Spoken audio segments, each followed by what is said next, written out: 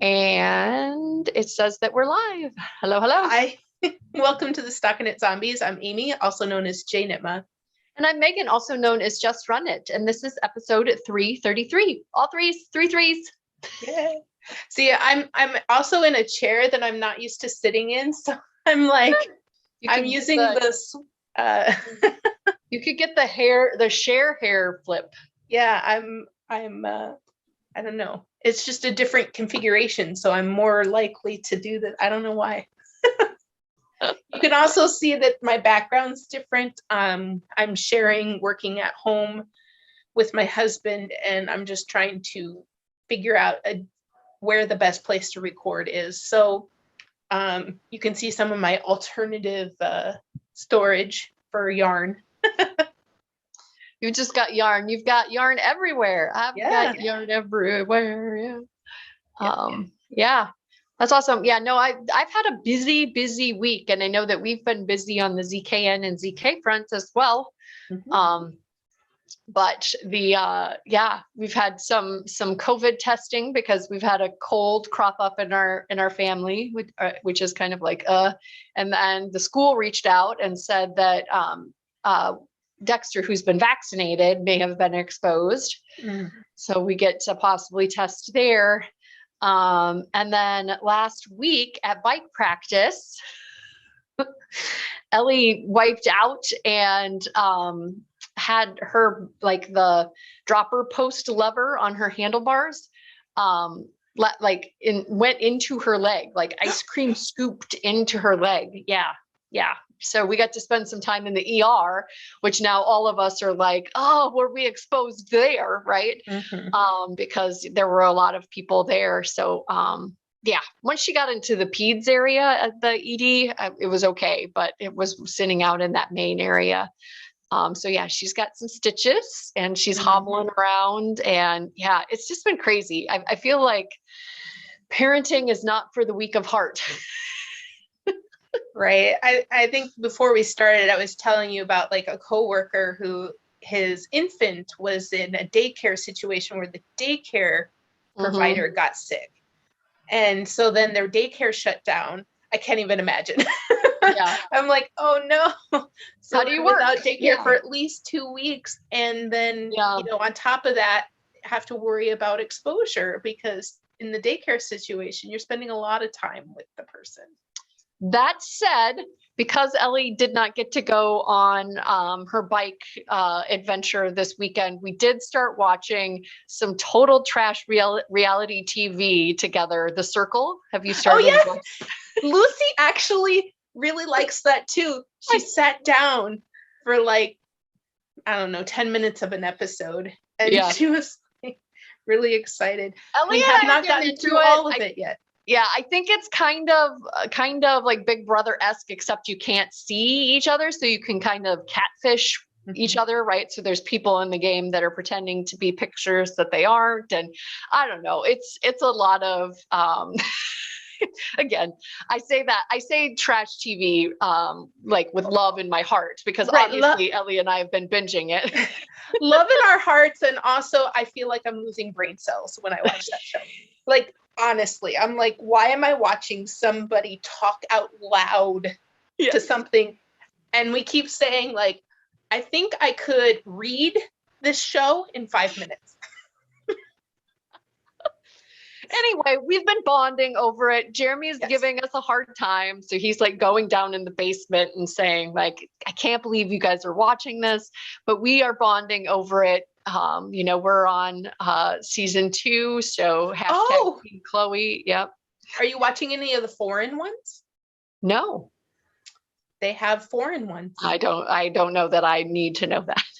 Okay. If you run out and you're still looking to bond, I'm just telling you, there's foreign ones. Again, it's just fun because she's been spent, as teenagers do, they spend a lot of times in their rooms. Right. And no, I was shocked when Lucy sat down. Yeah. So I get to get up and get her snacks while she sits here because her leg hurts. And so, while it's bad, the silver lining for me is definitely that I've gotten to spend more time with my daughter. So fun.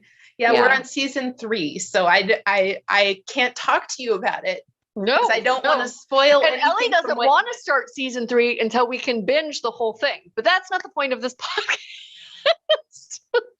Well, it's a slice into our lives and into our heads. Yeah. So Pat says poor Ellie needs more salt and vinegar chips. That I will not lie. I have gotten her pickles. I have gotten her salt and vinegar chips. I have been her little, she doesn't have a bell, but when she wants something, I get it for her. So that's fair. We do send her on a lot of errands during the retreat.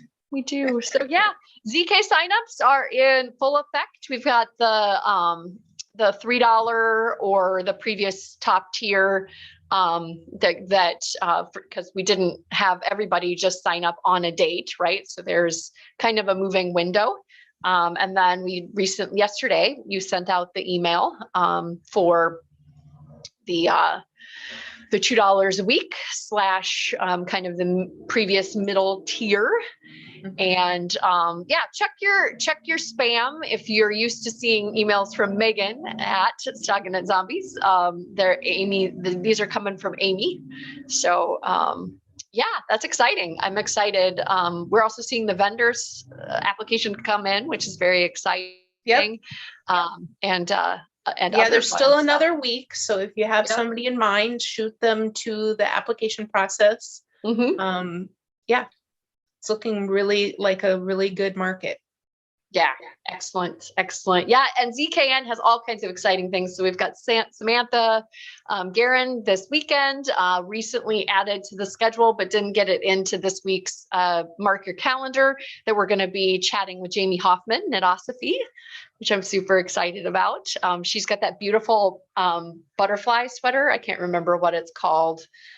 Super hashtag, I'm going to do the circle thing, hashtag size inclusive, hashtag really fun with textures and different colors.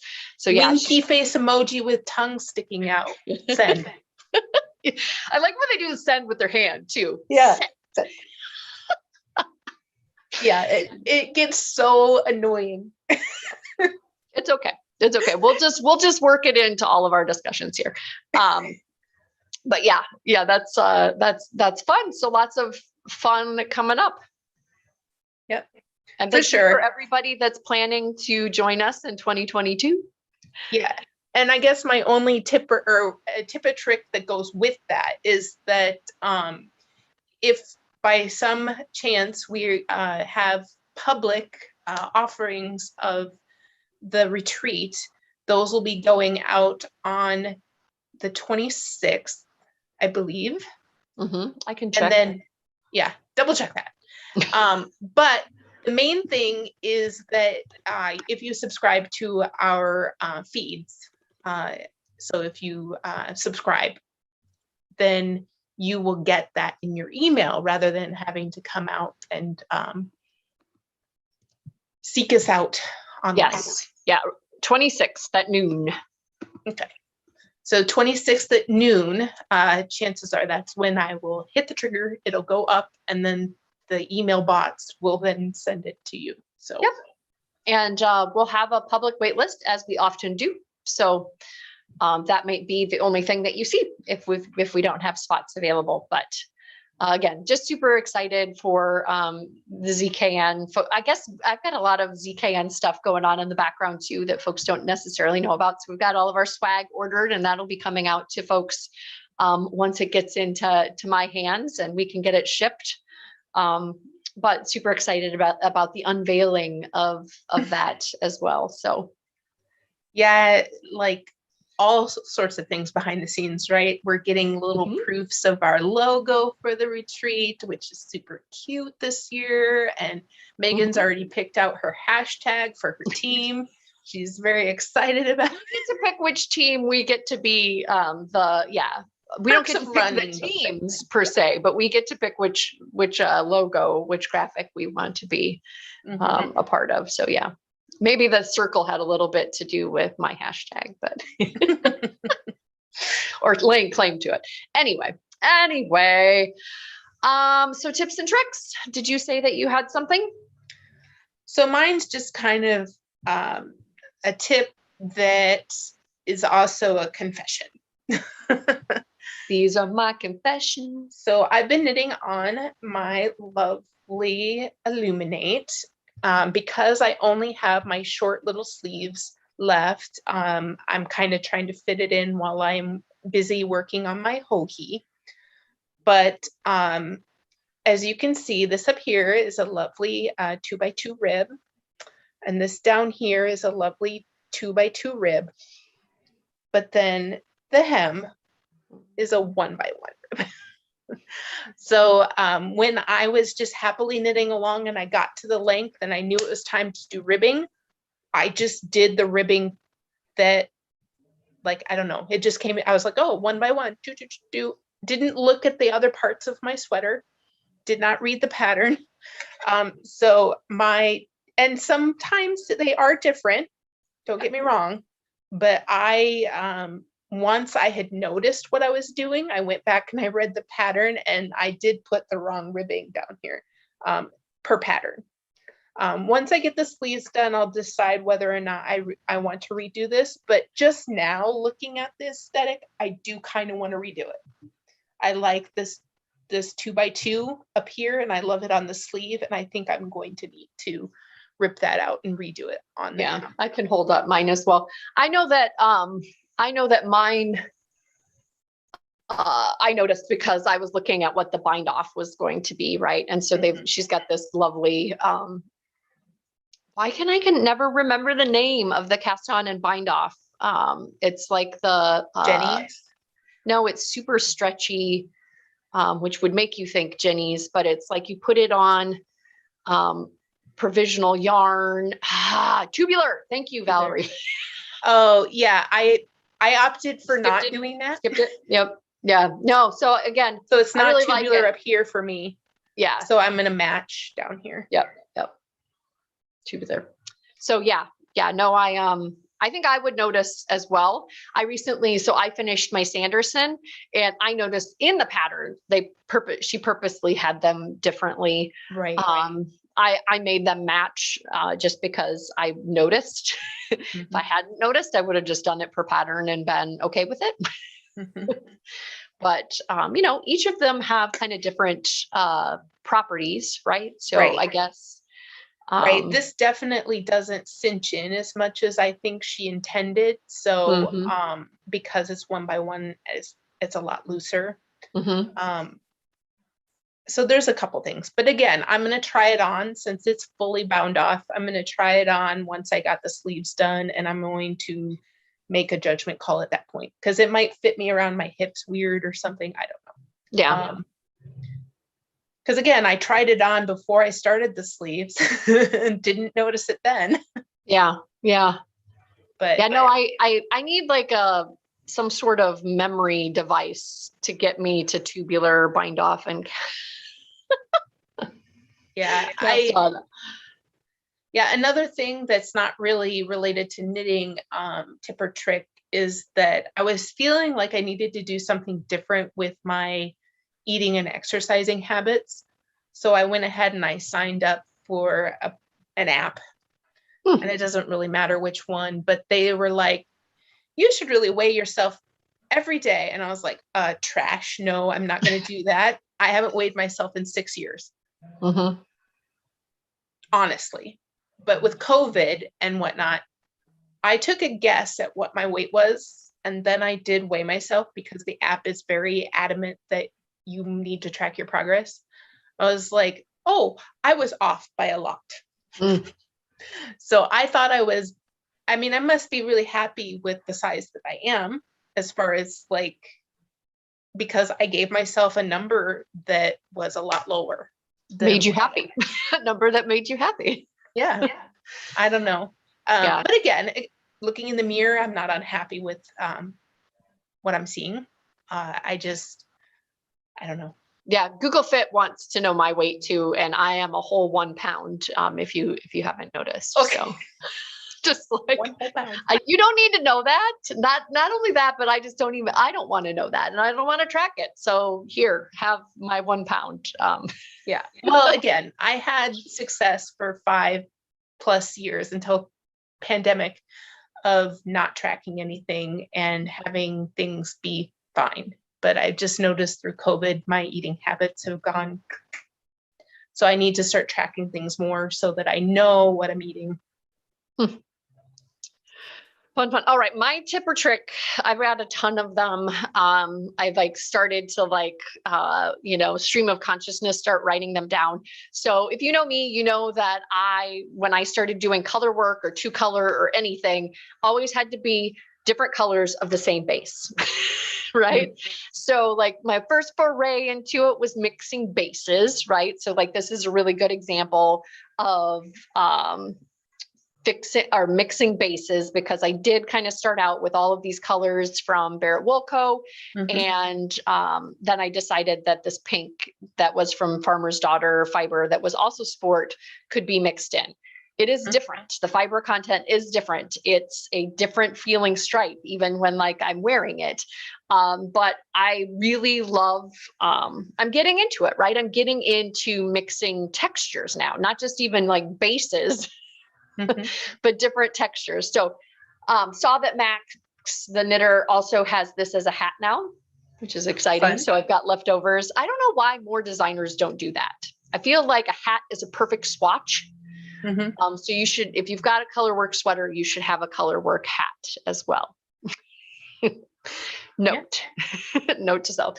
And then, so when you're mixing textures though, I feel like you need to be cognizant of your needle size and like the gauge that it's knitting up. So for example, on this one, where you're mixing like mohair held double with, a single strand of yarn, I did not see a huge difference. So like you may see some waviness, that's just the optical illusion. But if you look at that side, it's not protruding out and then going in, and then protruding out and going in. Otherwise, I would have changed needle sizes to make that match a little closer.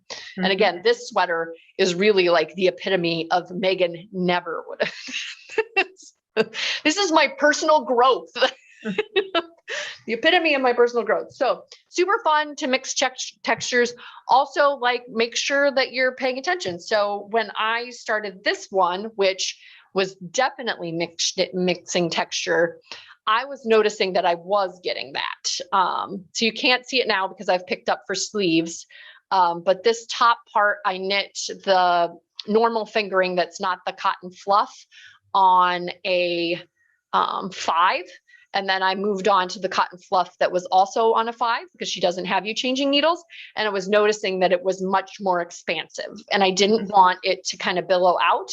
I was okay with it as is up here, because the top can be a little cinched in more. But when I got to this stripe, I went up to a 6 on end, so that the less kind of floofy, expansive yarn, I used a bigger needle to make sure that my gauge was a little bigger and it more evenly matched. Okay. And yeah, I would have thought you would have went down on the fluff, but then that would have made a different dense fabric. So true. Yeah. No, because it's already pretty dense on the fluff. So I made the decision to go up on the non-fluff. And then at the bottom, she's got like a broken rib down here. And I had to go way down on the cotton fluff because it was flaring like a lot. That would have been a different sweater. It was a look. Let me tell you, I put it on and Ellie's like, Mom,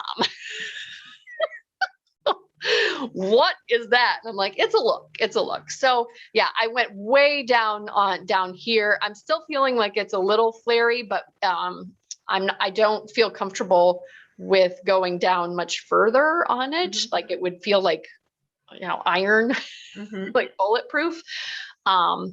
And then also on the sweater. So again, this is the Aldergrove, which is meant to have like, instead of, it's same colorway, different textures. So cotton fluff. And then this was supposed to be a slub. But I wanted to go high contrast, different textures. And I think with that slub, you probably would have gotten a similar gauge, right? Yeah. It would have been more expansive. And then I'm running, I added length at the bottom, and I'm running a little low on the cotton fluff, or at least not as comfortable. So I prioritized, which would be another tip and trick that is directly related to this. I said, I'm definitely going to want the neckline. Okay. So I put the neckline in, made sure that I got that yarn in place. And now I'm working the sleeves in tandem. So right now I've got this one that I'm doing the main color in, and then I'll do one more of the slub, and then might kind of just work until I can, I run out with this from both the inside and the outside of the ball. Okay. Wow. Yeah. We'll see. I want the sleeves to be nice and long. It's going to be a really nice sweater. And I'll want to wear it and feel myself. And the last tip that I thought of that I was on this was I picked up a different number of stitches than was for my size. It looked wrong when I did the amount that I think maybe I made the armhole a little deeper than what the pattern was written. And so kind of on the fly thing that I do is I pick up the amount of stitches that looks right to me. Obviously I want them to be the same on both sides. And then I can decrease down through kind of normal sleeve decreases to the number of stitches that the pattern asks for. That way I can still kind of follow the pattern, but I can also make the armholes look right. So that was a lot. Yeah, I do the same thing. That is a good tip. Sometimes the pattern tells you to pick up like just a set number and you're like, that does not look good. Well, and also I think, again, because I'm getting probably a different stitch gauge here with this non-slub, right? Maybe I had more stitches to pick up in. So, right. Yeah. Right. And again, it's just a personal preference, but yeah, I do tend to do the same thing where I get a general idea of how many stitches they're asking me to put on. And then I do what I think it needs to be. And unless it's like drastically different, I keep it and then decrease down. I have had some instances where I picked up way too many. Yeah. And I would have realized it as I was knitting the sleeve that I had done the wrong thing. But yeah. Definitely, like I kind of get a little bit of that number as guidance, and then I just pick it up how I want. I like the way that Claire phrased it. She said, "I often go rogue on sleeve numbers." Yes. Go rogue. Right. So yeah, no, I'm hoping to get this wrapped up. I inadvertently signed up for 4 fingering weight garments in the Hohe.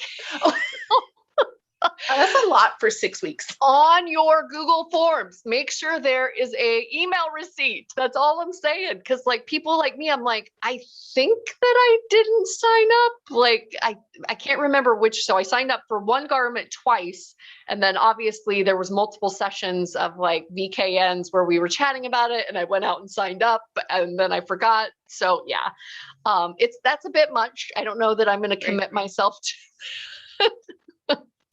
Yeah, I mean, I'm even thinking that the hat might go out the window because I started the socks and the sweater that I signed up for. And I'm like, well, yeah. One of those garments is the long summer cardigan. The other is the granito, both fingering weight, super long. I'm like, okay, yeah. Obviously, she encourages you to kind of over sign up, but I had no idea that I had signed up for so many. Yeah, that is like a bit much. Signing up for Hohe KA. Well, if I don't cast on that sweater, the long summer cardigan before, like, because the yarn I bought is ZK yarn, or at least the person has applied, and I have some say on who is. You can start planning. That's one of the perks of being right. But I know that yarn is going to count. So I might have to start that for the retreat. Yeah, I don't. Yeah, I don't have any delusions that any of mine. Newspaper is going on the needles for sure. Sure. Yeah. The rest is kind of like one that not very many people have knit, and I did shop some yarn for that one. Don't get me wrong, because I did want to do that. She has it in single ply merino, I believe. Or at least single ply yarn that was used. And I'm just like, ooh, I kind of want to do that. Yeah. So I did I'm shop excited some. about the brioche. I know you had brioche, but like at the, it was like more of a, the sleeve, it wasn't raglan, right? Right. And so you kind of had some drooping on your drop sleeves on your husband's sweater, right? So I'm excited to see the raglan with the brioche, and my colors make me extremely happy. So yeah. Well, yeah, and that was me substituting yarn as well. So. Okay. So, all right. That wasn't the yarn it called for. A lot. You had a great variety. Any part, any parting words? No. Okay. I already feel like I've talked. That's me saying say bye, so I can say bye. Bye. Oh,